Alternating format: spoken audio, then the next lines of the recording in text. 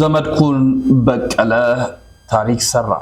የዘመዴ ይለያል በ3 ቀን ውስጥ 65 ሚሊዮን ብር እመቤቴን ሎዚዬ ኪድዬ የሚለውን ነገር ባስቸኳይ ቆሙ። ይሄ መድዬ ኪድዬ ምናምን የምትሉት ነገር ከባድ ነው። እባካችሁ እንኳን እግዚአብሔርን እኛን እንደሱ ብላችሁ ብትጠሩን ይከፋናል። ሰሎሞን ሚስቶች መጋቢ አዲስ እሸቱ ሰሎሞን ሴት ወዳድ ሆነ። ሴት መውደዱ ብቻ አይደለም ችግሩ፣ የወደዳቸው ሴቶች መዴዴዎች፣ ስዶች፣ ሃይማኖት የሌላቸው ፈሪሃ እግዚአብሔር የሌላቸው ጣዖት አምላኪዎች ሆኑ እና ሰሎሞን የተወደዳችሁ ቤተሰቦቻችን ኦርቶዶክሳውያን እንዴት አላችሁ? እንዴት ቆያችሁ? እንዴት ሰነበታችሁ? ያሮስ ነው። ያሮስን ምርጫችሁ ስለምታደርጉ እጅግ አድርገን እናመሰግናለን። መረጃው ለመላው ዓለም እንዲዳረስ ያው በደንብ አድርጋችሁ ይሄ የምትመለከቱ እንግዲህ የምትወዱኝ ከሆነ ላይክ ማድረግ ብቻ ከናንተ ይጠበቃል። ላይክ ብቻ አድርጉልኝ፣ ምክንያቱም መረጃው ለኔ ስለሚጠቅመኝ ስለሚዳረስ ማለት ነው። ወደ መረጃችን ነው የምናመራው። እንግዲህ ጾመ ነነዌን እየጨረስን እንገኛለን። እንግዲህ ጾሙ የሰላም የጤና የፍቅር እንደነበረ ተስፋ አድርጋለሁ። አብይ ጾም ከፊታችን እየጠበቀን ይገኛል። ስለዚህም ደግሞ በየካቲት 9 የሚጀምረው አብይ ጾም ጋር የተገናኙ ብዙ መረጃዎችን በወቅቱ እንደምናቀርብላችሁ ከወዲሁ ለመግለጥ የምንወድ ነው የሚሆነው። መረጃው በደንብ ጉልበት ይኑረው፣ ከናንተ ብቻ የሚጠበቀውን ነገር አድርጉ። በመጀመሪያ ላሳያችሁ ወደድኩት ቪዲዮ ይሄ በተለይ አቀጽለን ምንድነው ይባል በቅጽል ስም የምንጠራቸው አሉ አይደለ? ለምሳሌ ማርያምዬ፣ አቡዬ፣ ተክልዬ፣ ኪድዬ፣ መድዬ ምናምን የሚባል ነገር አለ። ፍጹም ስህተት ነው። የተሳሳተ ትክክለኛ አጠራርም አይደለም። ልናቆም ልንጠነቀቅ ይገባል። ከሰሞኑን እንግዲህ ሎዚዬ የሚል ተደጋጋሚ ሆኑ ነገሮችን ስንሰማ እንደነበር ሁላችንም የምናውቀው። ለዚያ በሚመስል መልኩ መምህራችን ወንድማችን እንዲህ ይለናል። መምህር ዲያቆን ዮርዳኖስ አባይ ይሄ መድዬ ኪድዬ ምናምን የምትሉት ነገር ከባድ ነው። እባካችሁ እንኳን እግዚአብሔርን እኛን እንደሱ ብላችሁ ብትጠሩን ይከፋናል። አንደኛ ስም ማበላሸት ነው። መድኃኔ ዓለም የዓለም መድኃኒት የሚለውን ስም ወስዶ ትርጉም የሌለው ቃል ማድረግ ከዚህ በላይ ሰይጣናዊነት አለ? መድዬ የሚል ሰው ሰይጣን ነው። እንኳን ሌላ ተክልዬ የሚለውም ሰው ሰይጣን ነው። ለምን ተክለ ሃይማኖትና ተክልዬ ምኑ ይገናኛል? በመጀመሪያ ደረጃ ተክልዬ ማለት ተክለ ሃይማኖት ማለት የሃይማኖት የሥላሴ ተክል ማለት ነው አይደለም? ተክልዬ ማለት የኔ ተክል እኔ ተከልኩ ማለት ነው። ተክለ ሃይማኖትን ተክልዬ ማለት እኔ ነኝ የተከልኩ ሥላሴ አይደሉም ማለት ነው።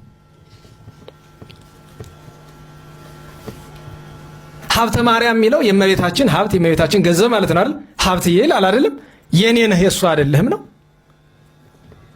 ያንተ የግል ንብረት ነው። እንደው አንዳንድ ጊዜ ልክ ቢኖረው ጭራሽ ደግሞ ሚካኤል ላይ ሲደርስ ደግሞ ታውቁታላችሁ አይደል? ለአንድ ግለሰብ እንኳን የማይገባ አይነት ቁልምጫ ነው። በነገራችሁ ላይ ስም ስናወጣ አሁን ወላጆች መተው ደህና ሰዎች ቤተ እግዚአብሔር የሚቀርቡ ስም አውጡልን ሲሉ የመጀመሪያ መስፈርታችን ምንድን ነው? የማይቆላመጥ ስም አይደል? በቃ አሁን በብዛት የምናወጣው ስም አሁን ዮሐና ነው። ሊያቆላምጡት ቢሞክሩትም ዮሐኒ ነው የሚሆን፣ የወንድ ስም ይሆናል እንጂ ችግር የለውም። ቢያንስ ትርጉሙ አይጠፋም። እንዲሁ አይደል? ሐና ወደ ምንም ትሄዱ አይቆላ ሐኒ እንግዲህ እንጃ እንግዲህ እሱም በእንግሊዘኛው ሌላ ትርጉም ያመጣል።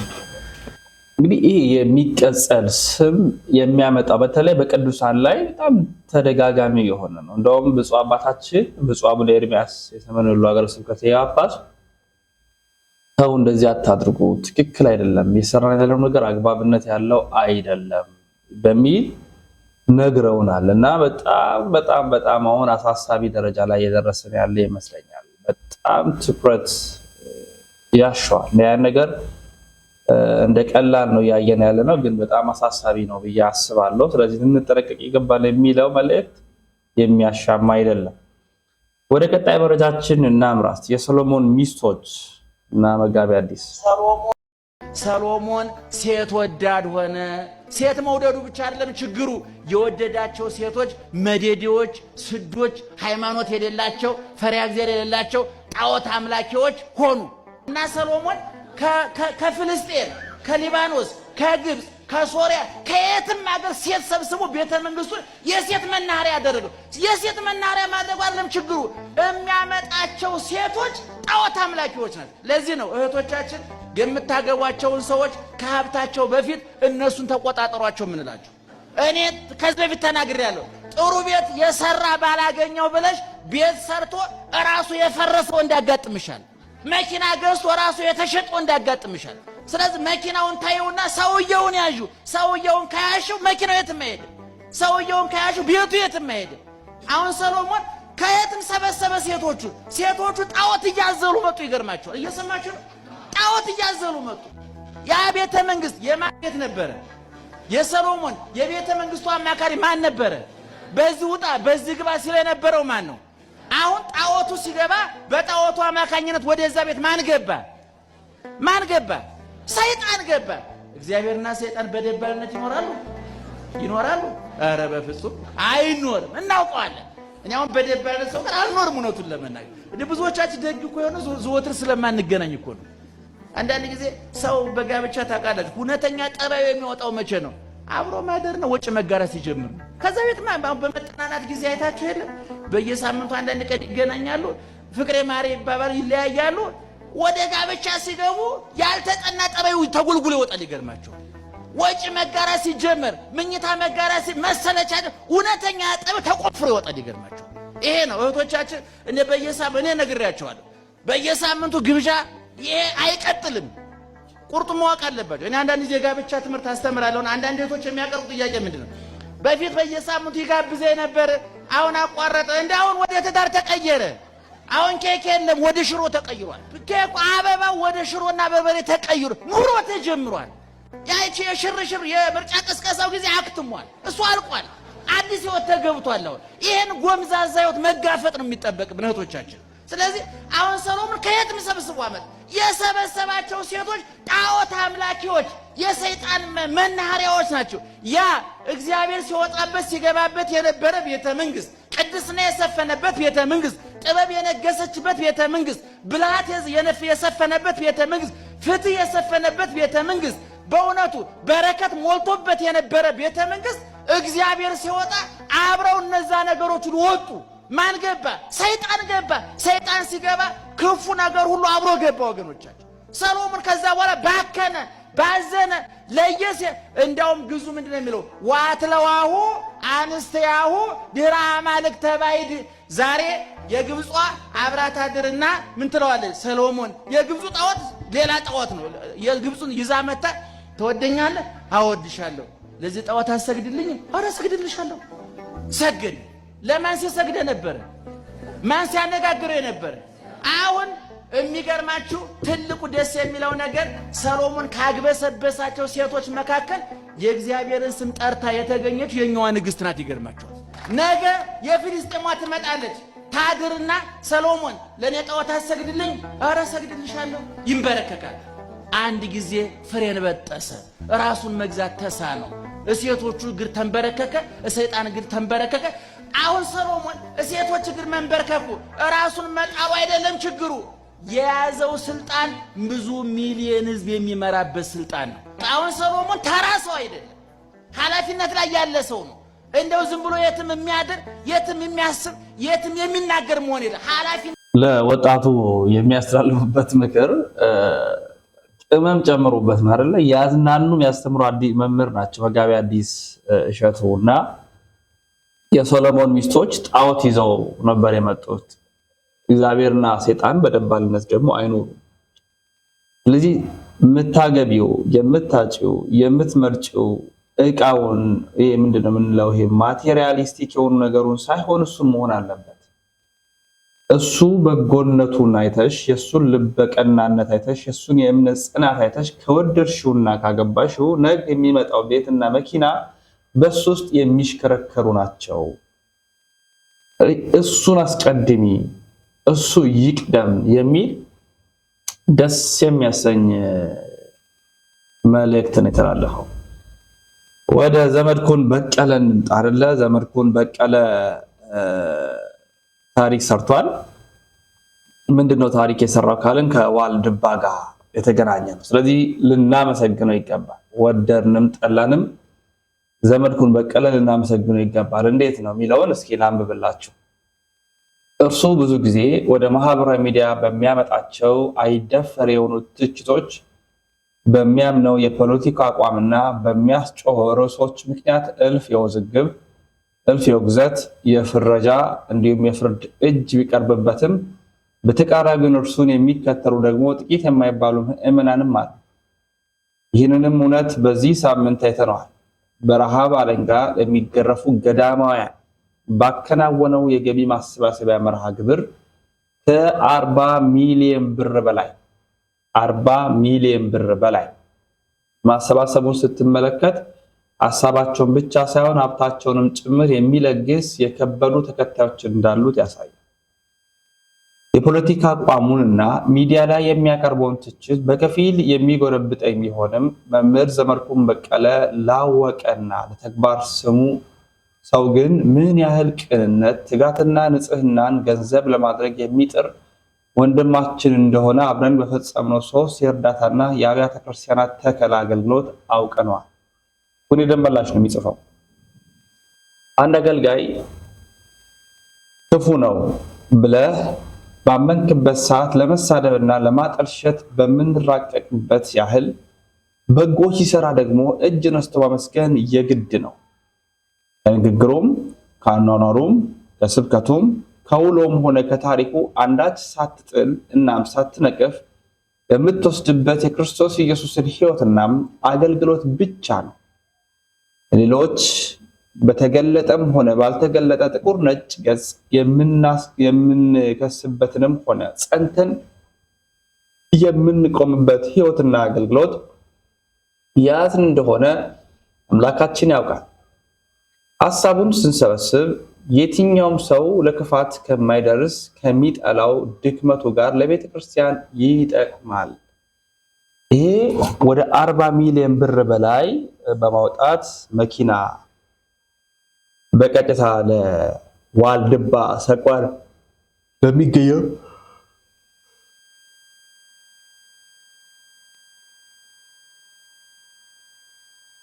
ለዋልድባ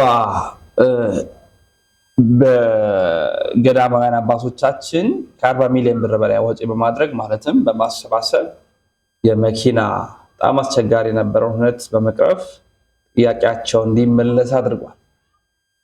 በአቋሙ አንዳንዶቻችን በሚናገሩ ንግግር ላንወደው፣ ላንቀበለው፣ ላንስማማበት እንችል ይሆናል። ግን ዘመድኩን በቀለ እንዲህ አይነት አገልግሎቶችን ሲሰራ ደግሞ ዛሬ የጀመረው አይደለም። ለረጅም ጊዜያት ለብዙ ዘመናት ያደረገው እንጂ በዚህ ልክ ልናመሰግን ነው ይገባል፣ ልንወደው ይገባል። እውነቴን ምናልባት አንዳንድ ሀሳቦችን ላንስማማ ደስ ላያሰኙን ይችሉ ይሆናል። ይሄ ግን የሚያስማማን የጋራ ሀሳባችን። ምክንያቱም ገዳምና ገዳማውያንን ይረዳል። የረዱት ደግሞ በሱ በኩል ያሉ በጎ አድራጊዎች ናቸው። እኛ ቢያንስ ማመስገን ከኛ ይጠበቃል። ስለዚህ ዘመድኩን በቀለን ልናመሰግነው ይገባል። በዋልድባ ሰቋር ገዳም ላይ በነበረው አንድ የበረከት ጥሪ ላይ ያስተላለፈው መልእክት ደግሞ ከኢትዮ ቤተሰብ ሚዲያ ከቀሲስ ሳሙኤል ጋር ሆነው የተናገሩትን እንመልከት። ደባችሁ ይኸው መጡ መነኩሶቹ እዛ እንትን አይሉም ነበር ምናምን እየተባላችሁ ይህን ስድባችሁን እናስቀረዋለን። ገዳማት የልማት ቦታ ይሆናል። ገዳማት የስራ ቦታ ይሆናሉ። ይህንን ህዝብ አስተባብረን ይህንን ህዝብ ይዘን እንቀጥላለን። በበዛ አይደለም። ተመልከቱ፣ ትንሽ ሰው ነው የሚሰራው። ይህን 10 ሺህ 20 ሺህ ሰው ቢኖር አይሰራው። የተመረጠ ነው የሚሰራው፣ የተጠራ ነው የሚሰራው። ገንዘቡ የሚወጣው የተመረጠ ነው። ይህን ነው የምናገረው። ደግመዋለሁ፣ እናንተ ፊት በሰማዕቱ በቅዱስ እስጢፋኖስ ፊት ደግመዋለሁ።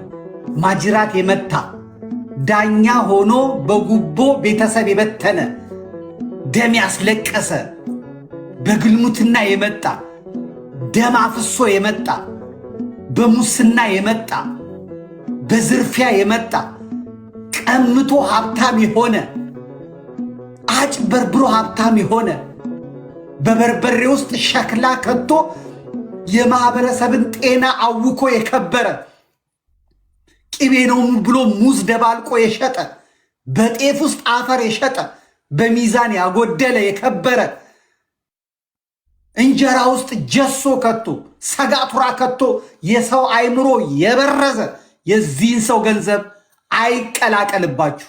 እንደ አቤል ንጹህ መስዋዕት አላያችሁ?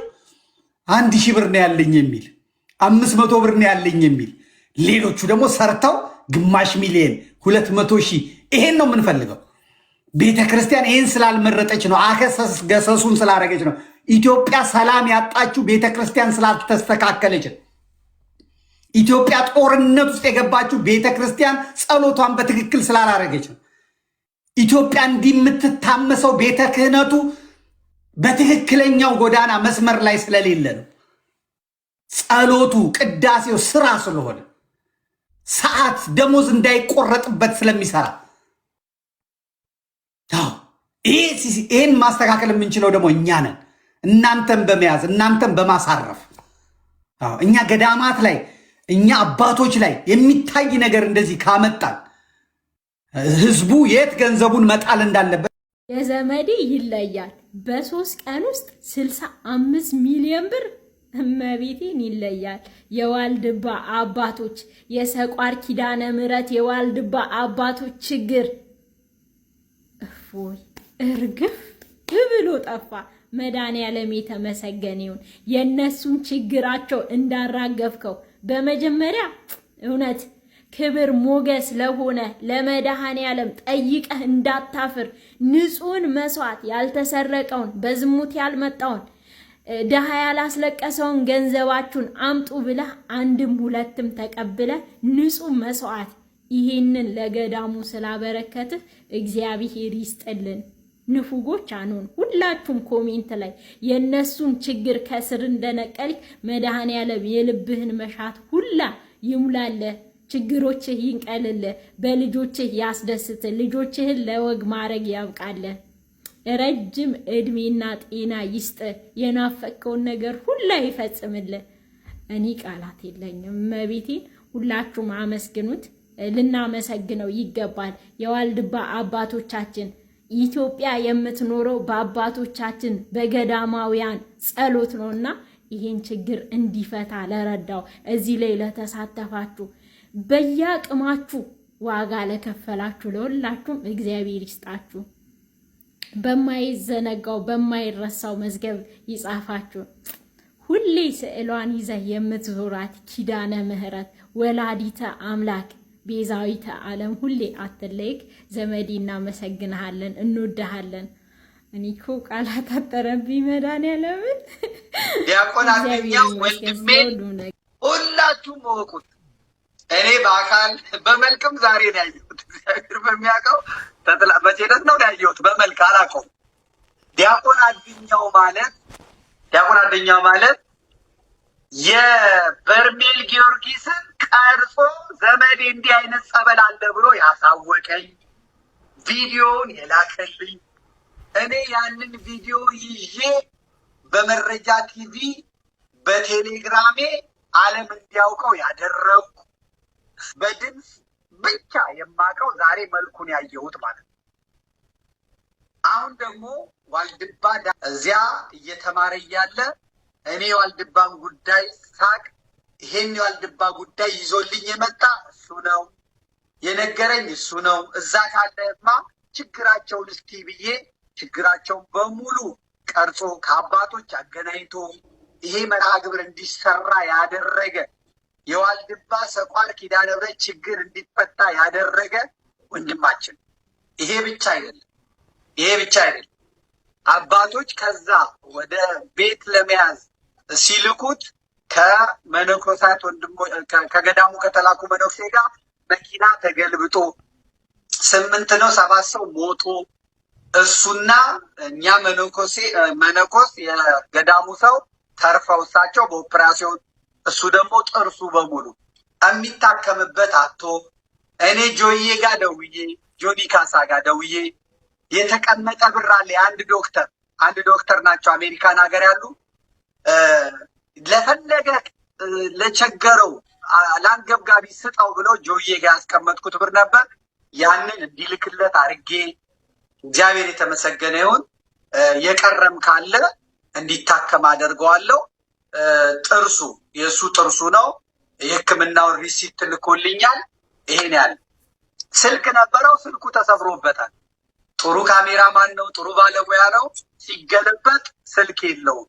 ስለዚህ ይህንን ስልክ ደግሞ እኔ አሁን ከገቡትም ሆነ ከሌሎች አድርጌ ቆንጆ ስልክ የገዳሙን ችግር አሁን የሚሄደውን እቃ ማቴሪያሉን ገዳሙ ያለውን እድገት ወንበሩ ሲገባ እዛው ገዳሙ ውስጥ ስላለ ማለት ነው።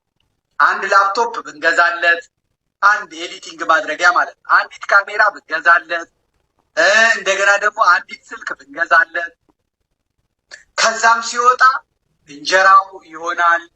እዛም እስካለ ድረስ የገዳሙን እየቀረጸ ኤዲት እያደረገ ይልካል። የአባቶችን ደስታውን ተከትሎ ሄዶ እዛ ሲዘምሩ፣ እዛ እልል ሲሉ፣ እዛ ሲመርቁን ሄዶ ይቀርጻል። ስለዚህ ምዕመናኑን እለምናለሁ፣ አንድ ስልክ፣ አንድ ጥሩ አይፎን ስልክ፣ አንድ ላፕቶፕ ኤዲት የሚያደርግበት አንዲት ትንሽዬ ካሜራ የምትገዙልኝ ሰዎች ካላችሁ፣ ካልገዛችሁ ትርፍ ብር መጥቷል። በጀቱን አስበጅቼ ከገዳሙ ከራሱ አባቶቼ እንቅ አድርጌ ይቀበላቸዋል። በዚህ በገዳሙ ላይ አንድ ወንድማችን እንግዲህ ዘመድኩ እንደተናገረው መኪና ተገልብጦ እስከ 7 ሰው የሞተበት፣ አንድ መነኩሴ ኦፕራሲዮን የተደረገበት፣ እሱ ጥርሱ የወለቀበት፣ ይሄ ሁሉ ለቤተክርስቲያን አገልግሎት ለቤተክርስቲያን እርዳታ ነውና በጎ ለሚሰሩ ምስጋና ይቸራቸዋል። እግዚአብሔር ይስጣቸው። በእውነት መረጃውን ስለምትከታተሉ ደስ ያሰኘኛል። እስከ መጨረሻው ድረስ ላይክ አድርጉልኝ። በሌሎች የቪዲዮ መረጃ ማስረጃዎች እኔ የምመለስ ይሆናል። ሰናይ ቆይታ ይሁንላችሁ። ተሰናበትኩ።